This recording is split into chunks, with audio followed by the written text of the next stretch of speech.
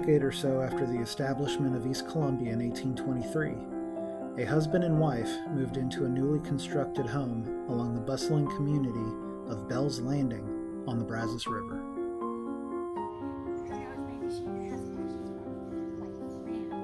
The ladies of the town greeted and welcomed their new neighbors.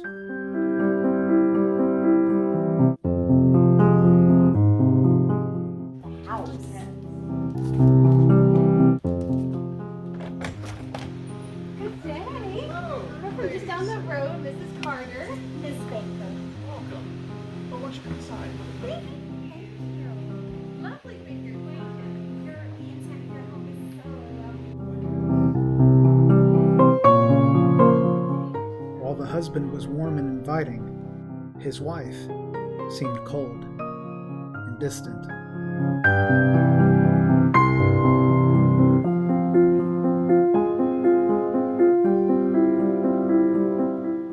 Sensing the awkwardness in the air, the ladies left after exchanging pleasantries.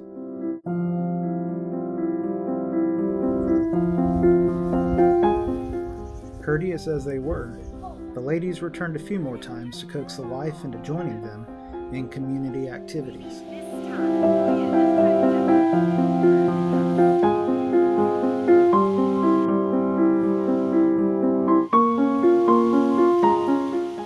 But she remained uninterested.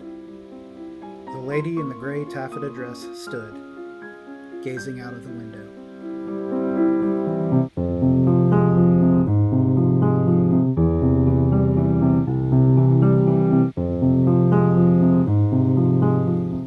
The ladies of the town finally decided they had done what they could to welcome their new neighbor and left.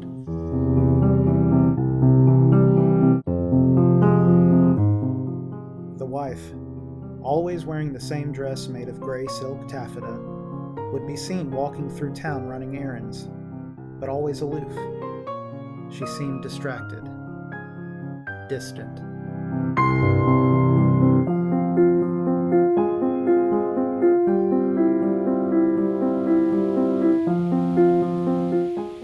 The ladies of Bell's Landing were surprised when they learned that the home was up for sale. Had they been awful neighbors? Did they neglect them? They approached the young couple again, only to find out that the husband had sent his wife back home to the east, as she was unable to adapt to life in Texas.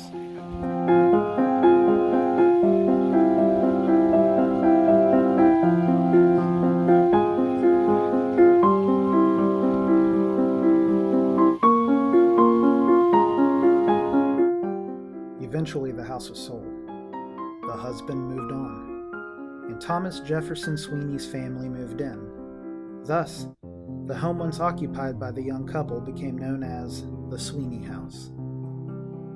The Sweeney House was thoroughly cleaned, inspected, and prepared for the Planter family when a grisly discovery was made.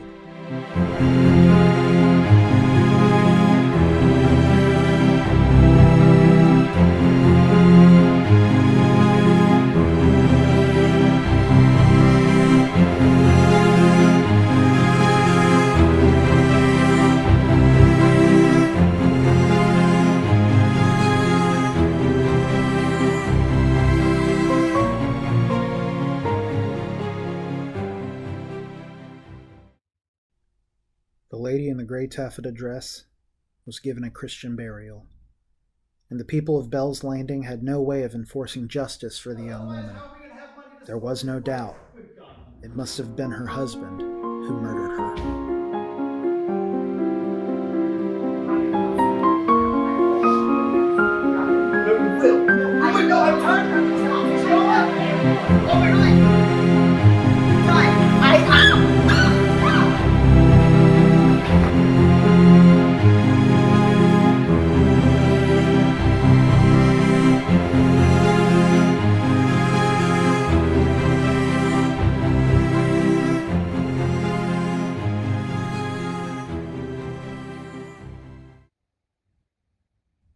Time had passed, and the Sweeney's niece and nephew, Musetta and Henry, came to live with their aunt and uncle to attend school. Unaware of the disturbing murder that occurred there, Musetta and Henry always felt uneasy staying in that house. Every opportunity they had, the brother and sister spent time outside and would call upon their aunt when they were ready to head back inside.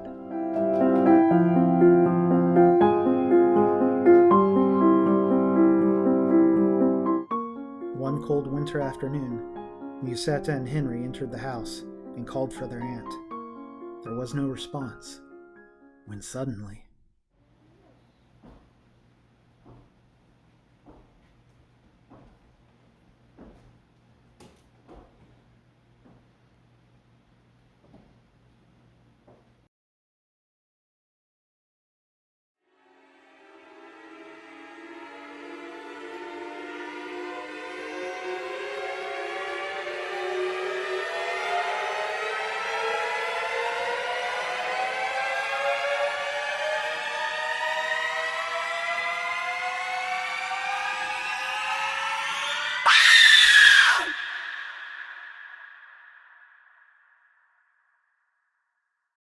In the cold Texas winter, Musetta and Henry ran all the way to their parents' plantation home, 11 miles away in the present-day town of Sweeney, Texas.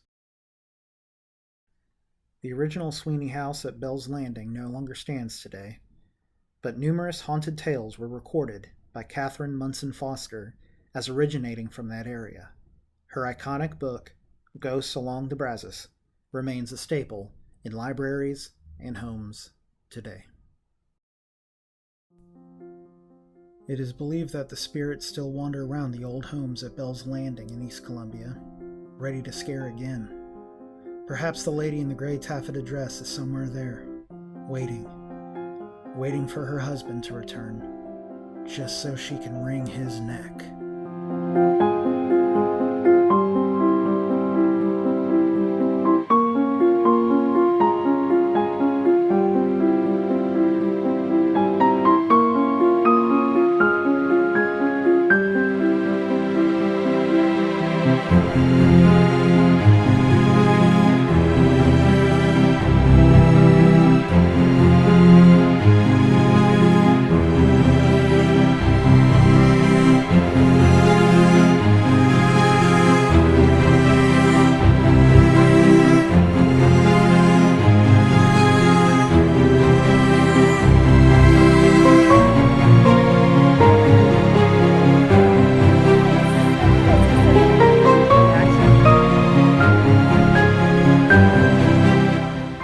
Wow, that's a cool house. Wow. Wow. Wow.